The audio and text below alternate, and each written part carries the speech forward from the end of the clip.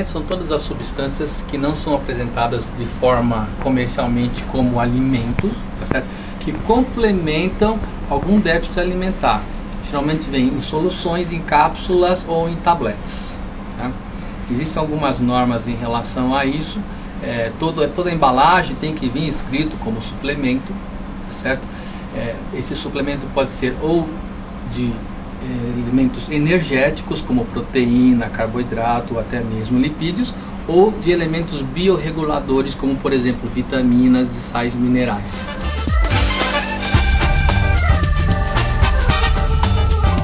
Quando você pensa em suplementar, a primeira coisa que você tem que entender é o seguinte: se a planilha de treino do sujeito que está treinando, no caso, ela é perfeita, porque eu costumo dizer o seguinte: o suplemento é a cereja do bolo.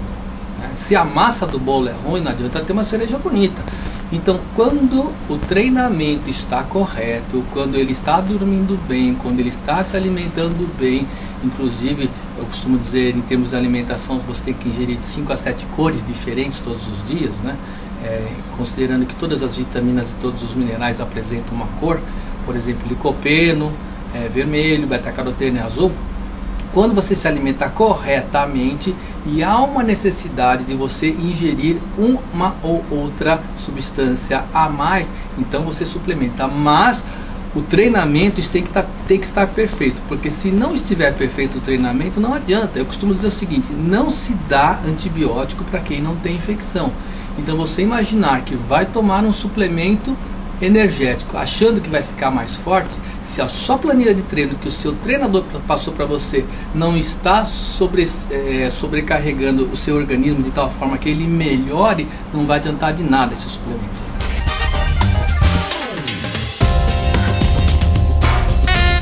Toda medicação ou todo suplemento tem a sua indicação específica. Vamos dar o exemplo, por exemplo, do carboidrato, tá? Que parece ser o mais inócuo possível, que na realidade nada mais é do que a maltodestrina ou açúcar.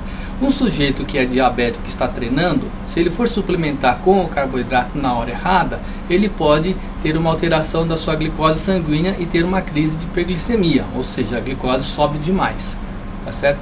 No caso de outras medicações ou de outras moléculas, por exemplo, a vitamina B2, por exemplo, a vitamina B1, por exemplo, tá? Que você às vezes usa em quem tem déficit. Quando tem déficit, se você dá, melhora. Quando não tem déficit, se você dá, não vai acontecer nada. No caso da vitamina C, por exemplo, se você der a mais do que deve, você até pode precipitar uma calculose renal. Então todas essas substâncias, quando você quer dar ao atleta, você tem que obrigatoriamente dosar antes disso.